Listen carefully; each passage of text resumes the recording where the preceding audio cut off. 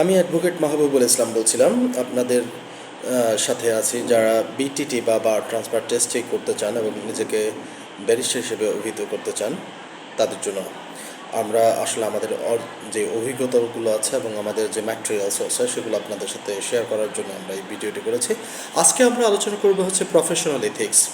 Professional এথিক্সের প্রথম যে chapter রয়েছে সেই chapter number 1, CD1, core duty 1। আমরা যদি বলি যে কোর ডিউটিটা কি, 1 নম্বর কোর ডিউটি হচ্ছে you must observe your duty to the court in the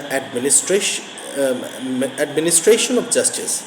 অর্থাৎ ন্যায় বিচার সংগঠিত করার জন্য আমাদের দায়িত্ব হচ্ছে কোর্টের প্রতি। এখানে দুটো জিনিস আমাদের মাথায় রাখতে হবে, একটা হচ্ছে duty towards the client and duty towards court. অবশ্যই duty towards court will overrides the duty towards the client. এই চ্যাপ্টারের মূল প্রতিপাদ্য বিষয় হচ্ছে এটি। The extent of the duty, you owe a duty to the courts to act with independence in the interest of justice. The duty overrides any inconsistent obligation which you may have. যদি কোনো অসংগঠিত বা কোনো বাধ্যবাধকতা থাকে, যেমন আমরা duty towards client, সেটাকে ওভাররাইডস করবে আমাদের হচ্ছে duty towards court. It includes the following specific obligations. কী কী জিনিস আমরা করতে পারবো এবং কী কী জিনিস আমরা করতে পারবো না, এটা হচ্ছে এখন আমরা যেগুলো আলোচনা করবো সেটাই মাস্ট নট, অবশ্যই আমরা যেটি করবো না। Either knowingly or recklessly mislead the court. আমরা কোনোভাবেই জেনে শুনে আমরা কোর্টকে মিসলিড করবো না। এটা 3টা বা 4টা ক্ষেত্রে হয়ে থাকে। আমরা সেই 4টা ক্ষেত্রে প্রথম ক্ষেত্রে যেখানে আমরা ব্যাখ্যা করবো এবং পরবর্তী 3টেও আমরা ব্যাখ্যা করবো। This will include making any submissions, representation or any other statement which you know or are instructed is untrue or misleading. আমরা জেনে শুনে কোনো সাবমিশন দেব না, কোনো রিপ্রেজেন্ট করব না এবং কোনো স্টেটমেন্টও দেব না যেটা আমরা জানি যে এটা মিথ্যে অথবা আমাদেরকে ইনস্ট্রাকশন দেওয়া হয়েছে, নির্দেশনা দেওয়া হয়েছে যেটা আমরা জানি মিসলিডিং বা মিথ্যে, সেটা আমরা কোর্টের সামনে রিপ্রেজেন্ট করব না। Asking questions which suggest facts to a witness, অর্থাৎ লিডিং কোয়েশ্চেন আমরা করব না। Which you know or are instructed are untrue or misleading, যেই কোয়েশ্চেনটা আমরা জানি যেটা মিথ্যে অথবা আমাদের ইনস্ট্রাকশন দেওয়া আছে এটা ভুল। Calling witness to give evidence or putting witness statements or affidavits before the court which you know or are instructed are untrue or misleading unless you make the true position clear to the court. অর্থাৎ আমি যদি না নিজের সত্যিকারের অবস্থান কোর্টের কাছে তুলে ধরি। আচ্ছা, দ্বিতীয় পয়েন্ট হচ্ছে এখানে knowingly misleading the court includes being complicit in another person misleading the court. অন্যকে মিসলিড করছে এবং সেই সাথে আমিও যদি অ্যাড হয়ে যাই তাদের ওই ব্যাপারটাতে যে এটা অমুকে বলেছে এবং এটা আমি জানি যে মিসলিডিং, তাহলে আমি সেটার সাথে একমত হব না। Knowingly misleading the court also includes inadvertently misleading the court if you later realize that you have misled the court and you fail to correct the position. হ্যাঁ, knowingly misleading the court also includes, আমি যদি জানি যে আমি একটা কথা বলেছি এবং সেটা মিসলিডিং এবং সেটা যদি অনিবার্যভাবেই সেটাকে আমি ক্রমাগত বলে থেকে যাই যে এটা এটা এটা, অর্থাৎ আমি আগে ভুল করেছি, পরবর্তী আমি জানতে পেরেছি যে এটা মিসলিডিং ছিল, আমি যদি আমার সঠিক অবস্থান পরিষ্কার না করি কোর্টের কাছে, তাহলে এটাও মিসলিডিং হবে এবং এটা অবশ্যই আমি করতে পারবো না একজন ব্যারিস্টার হিসেবে। The duty continues to apply for duration of the case, এবং এই ডিউটি ক্রমাগত চলতে থাকবে। Okay, fine. How CD1 relates to other court duties, অন্যান্য ডিউটির সাথে এটা কীভাবে রিলেট বা সম্পর্কযুক্ত। Your duty to the court overrides your duty to the act in the best interest of a client. CD2 হচ্ছে বেস্ট ইন্টারেস্ট অফ দ্য ক্লায়েন্টের জন্য আমার কাজ করতে হবে, কিন্তু সেটাকে সুপারসিড করবে হচ্ছে আমার বা ওভাররাইডস করবে duty towards the court. Your duty to the court does not require you to act in breach of your duty to keep the affairs of each client confidential. অর্থাৎ আমাদের ক্লায়েন্টের যে গোপনীয়তা রক্ষা করার কথা সেটিকে আমাকে ব্রিচ করতে বলে না, তবে আমি সেক্ষেত্রে কী করতে পারবো।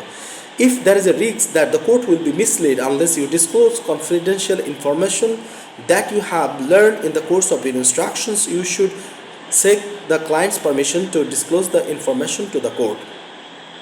অর্থাৎ যদি এটি প্রয়োজন হয় যে আমি কোর্টকে যদি সঠিক কথা না বলি যেটা আমি এই কেস পরিচালনা করতে গিয়ে জেনেছি, তাহলে কোর্টকে মিসলিড করা হবে। কিন্তু এই দিক থেকে যদি আমাকে ক্লায়েন্ট পারমিশন না দেয় তাহলে সেটি আমি ডিসক্লোজ করতে পারবো না। ইন দ্যাট কেস আমি যেটা করতে পারবো, if the client refuses to allow you to make the disclosure then you must cease to act. আমি কাজ করতে বন্ধ করে দিতে পারবো এবং রিটার্ন ইউর ইনস্ট্রাকশন আমি আমার ওকালতি এখান থেকে বাদ দিয়ে দিতে পারবো। In this circumstances you must not reveal the information to the court. এবং এক্ষেত্রে আমি কোর্টকে অবশ্যই সেই গোপনীয়তাটা ভেঙে বলতে পারবো না, কিন্তু আমি কাজ করা বন্ধ করে দিতে পারবো বা বলতে পারবো যে আমি এই মামলাটি আর পরিচালনা করতে চাচ্ছি না। Similarly you cannot continue to act if you become aware that the client possess a document which should have been but has not been disclosed. যেটা একটা দলিল বা ডকুমেন্ট আমার ক্লায়েন্টের কাছে আছে, যেটা ক্লায়েন্ট চাচ্ছে না ডিসক্লোজ করতে, কিন্তু এটা ডিসক্লোজ করা প্রয়োজন। Unless your client agrees two disclose of the document, again if you withdraw you must not reveal the existence of the documents to the court of your opponent.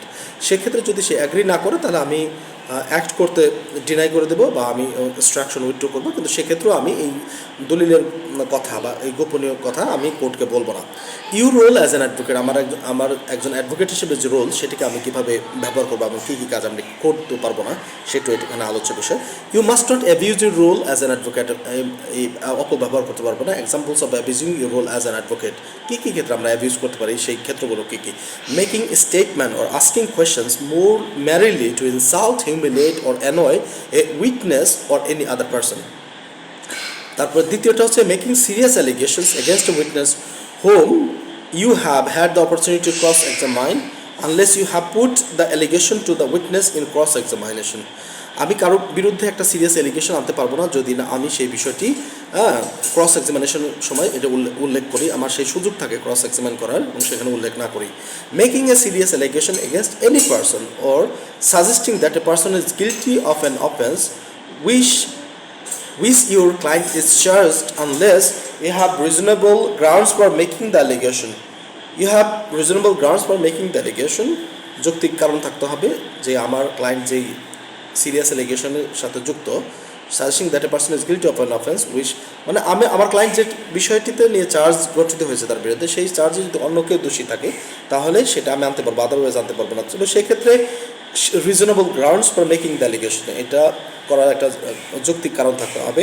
Allegation is relevant two clients case or the credibility of the witness, তার উইটনেসের যে credibility বিশ্বাসযোগ্যতা সেটির সাথে সম্পর্কযুক্ত হবে অথবা এই আমার ক্লায়েন্টের কেসের সাথে সম্পর্কযুক্ত হবে। Where the allegation relates to a third party you avoid naming them in open court unless this is reasonably necessary. যদি থার্ড কোনো পার্টি হয় তার নাম আমরা কোর্টে বলবো না আনলেস এটা একেবারেই যদি পার্টিনেন্ট না হয়, সম্পর্কযুক্ত না হয়।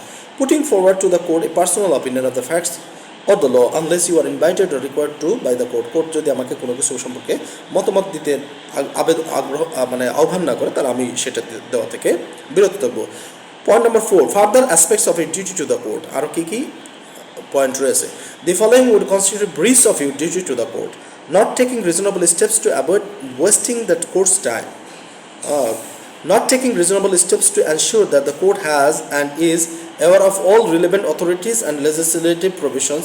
These will include putting before the court any authorities which are adverse to the court to your client's position. Okay, not taking reasonable steps to ensure that the court has and is aware of all the relevant authorities and legislative provisions. যদি কোনোটা বাদ যায় বা আইনের কোনো বিষয় থাকে সেটা অবশ্যই আমাদেরকে জানাতে হবে। Which are adverse to your client's position, even যদি সেটা আমার ক্লায়েন্টের পজিশনের বিপক্ষেও যায় সেই অথরিটিটা অবশ্যই আমাকে কোর্টকে জানাতে হবে। Failing to ensure that your ability to act independently is not compromised. Failing to ensure your ability to act independently is not compromise, আমার স্বাধীনভাবে যে কাজ করার সত্তা রয়েছে সেটা কোনোভাবেই কম্প্রোমাইজ করা যাবে না। আচ্ছা, আমরা যদি এখানে দেখি যে putting forward a case which you do not believe, আমি যদি কোনো কেসকে বিশ্বাস না করি যেটা আমার ক্লায়েন্ট আমাকে রিপ্রেজেন্ট করতে বলছে, আমি সংক্ষেপে বলে যাচ্ছি যে আমার ক্লায়েন্ট আমাকে এমন একটা ভার্সন সে আমাকে সাজেস্ট করতেছে যে এটা এইভাবে বলতে হবে, কিন্তু আমি জানি যে এটা তার জন্য বুমেরাং হবে, তারপরেও যদি সে অ্যাডামেন্ট থাকে যে না তার ভার্সনটাকে এই করতে হবে, সেক্ষেত্রে আমি তার ভার্সনটাকে রিপ্রেজেন্ট করবো, এটি হচ্ছে আমার দায়িত্ব। Your duty to the court not prevent you from putting forward your client's case simply because you do not believe the facts that the client is telling you. It is for the court or jury, not you, to decide whether your client is to be believed. এটা কোর্টের দায়িত্ব এবং জুরির দায়িত্ব, আমার দায়িত্ব না decide করা। Equally, you may have to call a hostile witness which evidence you wish to assert is untrue. Again, you will not be in breach of your duty not to mislead the court provided you make the position clear to the court. এটা clear করে দিতে হবে কোর্টের কাছে। Your client admits their guilt but wants to plead not guilty, যদি আমার client মানে আমার কাছে স্বীকার করেছে যে সে দোষটা করেছে কিন্তু আদালতে সে করতে চাচ্ছে না, সেক্ষেত্রে আমি কী করতে পারবো এবং সেক্ষেত্রে আমি কী করতে পারবো না। সেক্ষেত্রে আমি তার পারমিশন চাইতে পারবো যে না, কোর্টকে পরিষ্কার করে বলা উচিত। কিন্তু সে যদি পারমিশন না দেয় তারপর আমি তার কেস কন্টিনিউ করতে পারবো। You must not disclose the client's confession to the court without his or her consent and you will not be misleading the court if you test the prosecution case in cross examination. কিন্তু আমি prosecution কেসকে cross করতে যাই আমি কোর্টকে mislead করতে পারবো না। You may address the judge or jury to the effect that the prosecution has not succeeded in proving to the requisite standard either that there is a case for your client to answer. In the case of submission of no case to answer, আমি বলতে পারবো that there is no case, there is a case that there is a case for your client to answer. আমার এখানে নাই। আর second হচ্ছে the client's guilt, the client's in a closing speech to the jury, আর যেটা আমি করতে পারবো না সেটা হচ্ছে suggesting to a prosecution witness that your client did not commit the offence. আমি বলতে পারবো না আমার ক্লায়েন্ট এটা করে নাই, এবং calling your client or any other witness to show that their client did not commit the offence. আমি এমন সাক্ষী আনতে পারবো না এবং বলার চেষ্টা করতে পারবো না যে আমার ক্লায়েন্ট এই কাজটি করে নাই, যেহেতু আমি জানি সে কাজটি করেছে। সাবমিটিং টু দ্য জাজ or jury that your client did not commit the offence, এবং আমি এই সাজেশন দিতে পারবো না যে আমার ক্লায়েন্ট এই কাজ করে নাই। Suggesting that someone else had committed the offence, আমি এটাও বলতে পারবো না অন্য কেউ এই কাজটি করেছে, এবং আমি আলিবাই ডিফেন্স এটা আমি নিতে পারবো না যেহেতু আমি জানি যে সে কাজটা করেছে। The client has previous conviction which he does not want to reveal, তার যদি কোনো প্রিভিয়াস ক্রিমিনাল প্রিকনস বলে, আমি বাংলাদেশে পিসিএ পিআর বলে, যদি সেটা থেকে থাকে আমি সেটা গোপন করতে পারবো না, কারণ এটার উপর ভিত্তি করে তার শাস্তি নিরূপণ হবে। যেমন থার্ড টাইম ডোমেস্টিক ভায়োলেন্স যদি হয় তাহলে এটা হবে ম্যান্ডেটরি সেন্টেন্সিং। তো ম্যান্ডেটরি সেন্টেন্সের ক্ষেত্রে আমি যদি এটা গোপন রাখি তাহলে সেন্টেন্সিংয়ের রাইট হবে না। সেক্ষেত্রেও যদি সে আমাকে বলে যেটা গোপন রাখতে হবে তাহলে আমি গোপন রাখতে পারি, সেক্ষেত্রে আমার ডিউটি আমি চালিয়ে যেতে পারবো। কিন্তু সমস্যা হচ্ছে you must not say anything which mislead the court, আমি এমন কিছু বলতে পারবো না সেটা কোর্টকে বিভ্রান্ত করবে। What you can say in mitigation will be limited by the circumstances. You cannot advance that the client is of good character, যেহেতু তার পূর্বেও এইরকম প্রিকনস আছে, কোর্ট যদিও সেটা জানে না বা খেয়াল করেনি, সেক্ষেত্রে আমি তার গুড ক্যারেক্টারের দাবি করতে পারবো না। You cannot advance that the client is a good character if the court asks you a direct question, আমাকে যদি সরাসরি জিজ্ঞেস করে বলে যে ইউর ক্লায়েন্টস প্রিকনস রিগার্ডিং আছে কিনা, সেক্ষেত্রে you cannot give a misleading answer, আমি আনসারটা করতে পারবো না। Therefore, if the client still refuses to allow you to reveal the precons, আমাকে এখনও যদি ক্লায়েন্ট বলে না আপনি এটা বলেন না, then I must withdraw, cease to act, আমি সিজ করবো এখান থেকে। You must explain this points to the client, আমি এখানে কোর্টকে বলতে পারি, ইউ ক্যান সে আমি যেটা বলতে পারি I want to withdraw my instruction, এই ক্ষেত্রে আমি কোর্ট বলবো, কোর্ট সেটা বুঝে নেবে আমি কেন সেটা উইথড্র করছি।